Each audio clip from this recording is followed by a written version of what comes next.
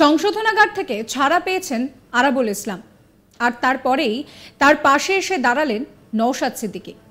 রীতিমতো গর্জে উঠে বললেন যে আরাবুলকে যে কারণে ধরা হয়েছে তার হোতা শওকত সাহেব, তাকে গ্রেফতার করা হোক, বিচার হোক। এর থেকেই প্রশ্ন উঠছে যে এবার কি তাহলে নওশাদ সিদ্দিকী আর আরাবুল ইসলামকে একসঙ্গে দেখা যাবে? নওশাদ সিদ্দিকী কি বলছেন শোনাবো আপনাদের। কে ছাড়া পাচ্ছে, বিরোধীদের কে দলে যাচ্ছে সেটা তো ব্যাপার নয়। যখন এদের দেখলাম, যখন ইচ্ছে হয়েছে ধরে ভরে দিয়েছে, আবার যখন হয়তো ইচ্ছে হয়েছে তাকে বার করিয়েছে। তারপরেও বলবো, আরাবুল ইসলাম যে অনৈতিক কাজ করেছিল পঞ্চায়েত ভোটে, সে অনৈতিক কাজের মূল হতে হচ্ছে শওকত সাহেব। যে মামলায় আরাবুল ইসলাম সাহেব জেল খাটলেন, সে মামলায় এখনো শওকত সাহেব অ্যারেস্ট হলো না কেন, সে দাবি আমি বিগত দিনে তুলেছি, আজকেও তুলছি। আমরা চাই পঞ্চায়েত নির্বাচনে যে অশান্তি হয়েছিল, যে হিংসা হয়েছিল, যার মূল হোতা শওকত সাহেব, তাকে গ্রেফতার করা হোক, তারও বিচার করা হোক। এদিন নওশাদ আরো বলেন যে মমতা ব্যানার্জি ভাঙড়ে অবজারভার হিসেবে শওকত মোল্লাকে পাঠালেন। শওকত মোল্লাকে মমতা ব্যানার্জি সার্টিফিকেট দিচ্ছেন, তুই বোমা বাঁধিস। যার সম্পর্কে এমন কথা বলেছেন, সে কি করে শান্তি ফিরিয়ে আনবে? যতদিন না রাজ্য থেকে এদেরকে বহিষ্কার করা হবে ততদিন শান্তি ফিরবে না। শোনাবো নওশাদ সিদ্দিকী আরো কি বলছেন। এখন ব্যাপারটা হচ্ছে, মমতা ব্যানার্জি ভাঙড়ের অবজারভার হিসাবে শওকত মোল্লা সাহেবকে পাঠালেন। শওকত মোল্লা সাহেবকে মমতা ব্যানার্জি সার্টিফিকেট দিচ্ছে, তুই বোম বাঁধিস। সুতরাং যাকে ভাঙড়ে অবজারভার করা হচ্ছে, যে বোম বাঁধিস, যার সম্পর্কে সার্টিফিকেট দিচ্ছে, সে ভাঙড়ে কিভাবে শান্তি ফিরিয়ে আনবে? ভাঙড়ে অশান্তি হবে, এদের দ্বারা ভাঙড়ে শান্তি ফিরবে না। যতদিন না এদেরকে ভাঙড় থেকে সহ রাজ্য থেকে তাকে বহিষ্কার করা হবে, তার ভাঙড়ে শান্তি ফিরবে না। নাহলে এদের কাছ থেকে রাজনৈতিক ক্ষমতা কেড়ে নিতে হবে। নওশাদ আরো বলেন যে পঞ্চায়েত নির্বাচনে আরাবুল এবং শওকতের ফলে অপরাধ হয়, কর্মীরা খুন হয়েছে, সেই মামলায় আরাবুল জেল খাটলেন। সেই মামলা তো শওকত মোল্লার নামেও আছে। শওকত মোল্লাকে কেন গ্রেফতার করা হলো না? তাকেও গ্রেফতার করতে হবে। কি বলছেন নওশাদ, শুনুন। আপনি একটা জায়গায় বললেন যে শওকত মোল্লাই হচ্ছে প্রধান মানে গন্ডগোল পাকানোর লোক। সেই জায়গায় দাঁড়িয়ে শওকত মোল্লা নাকি আরাবুল, কে আপনার প্রতিপক্ষ? দেখুন, পঞ্চায়েত নির্বাচনে শওকত মোল্লা সাহেবের নেতৃত্বে আরাবুল সাহেবকে সহযোগিতাতে এই অন্যায় সংগঠিত হয়েছিল। আমাদের কর্মী খুন হয়েছে, আমরা মামলাও করেছি। যে মামলাতে আরাবুল ইসলাম জেল খেটলেন, সেই মামলাও শওকত মোল্লা সাহেবের নামে আছে। আমার ক্লিয়ার বক্তব্য যে শওকত মোল্লা সাহেবকেও গ্রেফতার করতে হবে।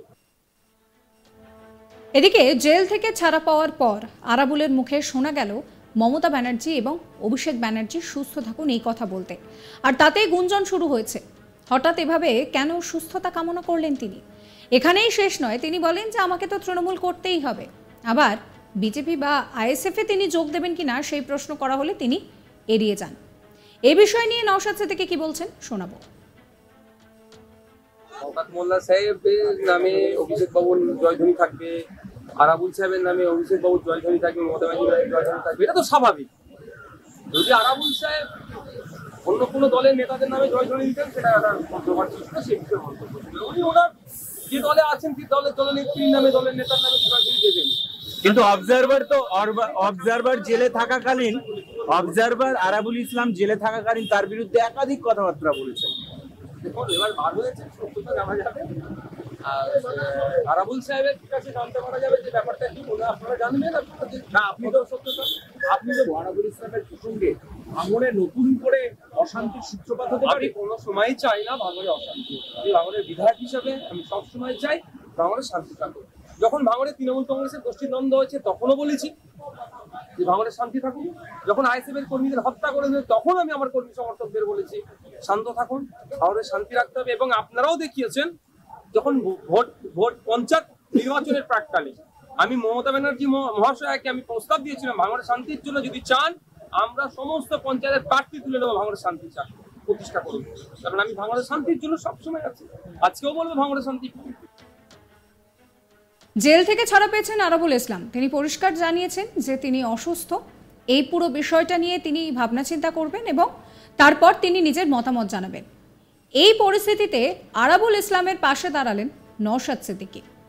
রীতিমতন গর্জে উঠলেন তিনি বলছেন যে আরাবুলকে যদি গ্রেফতার করা হয়ে থাকে, তাহলে সেই একই কারণে শওকতকেও গ্রেফতার করা উচিত। কারণ যা কিছু হয়েছে তার হোতা তো শওকত মোল্লাই।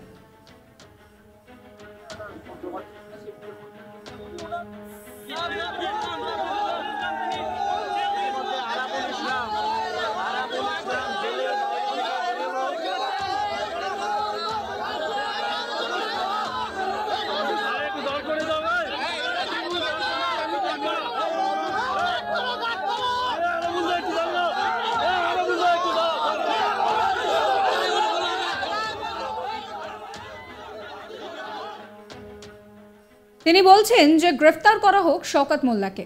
আর এরপর প্রশ্ন উঠছে যে নওশাদ সিদ্দিকী হঠাৎ করে আরাবুল ইসলামের পাশে দাঁড়ালেন কেন? তাহলে কি আরাবুল ইসলাম তিনি আইএসএফ এ যোগদান করতে পারে? যদিও আরাবুল ইসলাম তিনি পরিষ্কার বলছেন যে তিনি 1998 সাল থেকে তৃণমূল করেন এবং তিনি তৃণমূলেই থাকবেন। কিন্তু এই পরিস্থিতিতে দাঁড়িয়ে নওশাদ সিদ্দিকী আঙুল তুলছেন শওকত মোল্লার দিকে। তিনি বলছেন যে শওকত মোল্লাকে মমতা বন্দ্যোপাধ্যায় ভাঙড়ে শান্তি ফেরানোর কথা বলেছেন, আবার তিনিই বলছেন বোমা বাঁধার কথা। সব মিলিয়ে কি বলছেন নওশাদ সিদ্দিকী, শুনুন।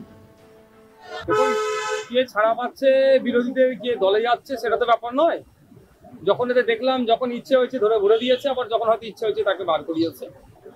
তারপরেও বলবো, আরাবুল ইসলাম যে অনৈতিক কাজ করেছিল পঞ্চায়েত ভোটে, সে অনৈতিক কাজের মূল হতে হচ্ছে সরকার সাহেব।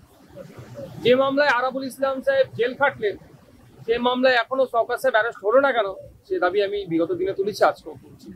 আমরা চাই পঞ্চায়েত নির্বাচনে যে অশান্তি হয়েছিল, যে হিংসা হয়েছিল, যার মূল হোতা সরকার সাহেব, তাকে গ্রেফতার করা হোক, তারও বিচার করা হোক। তখন ব্যাপারটা হচ্ছে, মমতা ব্যানার্জি ভাঙড়ের অবজারভার হিসাবে শওকত মোল্লা সাহেবকে পাঠালেন। শওকত মোল্লা সাহেবকে মমতা ব্যানার্জি সার্টিফিকেট দিচ্ছে তুই বোমবাদিস। সুতরাং যাকে ভাঙড়ে অবজারভার করা হচ্ছে, যে বোমবাদিস, যার সম্পর্কে সার্টিফিকেট দিচ্ছে, সে ভাঙড়ে কিভাবে শান্তি ফিরিয়ে আনবে? ভাঙড়ে অশান্তি হবে, এদের দ্বারা ভাঙড়ে শান্তি ফিরবে না। যতদিন না এদেরকে ভাঙড় থেকে সহ রাজ্য থেকে বহিষ্কার করা হবে, তার শান্তি ফিরবে না। নাহলে এদের কাছ থেকে রাজনৈতিক ক্ষমতা কেড়ে নিতে হবে। আপনি একটা জায়গায় বললেন যে শওকত মোল্লাই হচ্ছে প্রধান মানে গন্ডগোল পাকানোর লোক। সেই জায়গায় দাঁড়িয়ে শওকত মোল্লা নাকি আরাবুল, কে আপনার প্রতিপক্ষ? দেখুন, পঞ্চায়েত নির্বাচনে শওকত মোল্লা সাহেবের নেতৃত্বে আরাবুল সাহেবকে সহযোগিতাতে এই অন্যায় সংগঠিত হয়েছিল। শওকত মোল্লা সাহেবের নামে অভিষেক বাবুর জয়ধ্বনি থাকবে, আরাবুল সাহেবের নামে অভিষেক বাবুর জয়ধ্বনি থাকবে, মমতা ব্যানার্জির জয়ধ্বনি থাকবে, এটা তো স্বাভাবিক। যদি আরাবুল সাহেব অন্য কোনো দলের নেতাদের নামে জয়ধ্বনি দিতেন, সেটা একটা কন্ট্রোভার্সি ছিল, সেই বিষয়ে মন্তব্য ছিল। উনি ওনার যে দলে আছেন, কি দলনেত্রীর নামে, দলের নেতার নামে জয়ধ্বনি দেবেন। কিন্তু অবজারভার জেলে থাকাকালীন, আরাবুল ইসলাম জেলে থাকাকালীন তার বিরুদ্ধে একাধিক কথাবার্তা। সাবস্ক্রাইব করবেন আজ তাক বাংলার ইউটিউব চ্যানেলকে, ফলো করবেন হোয়াটসঅ্যাপ চ্যানেলও।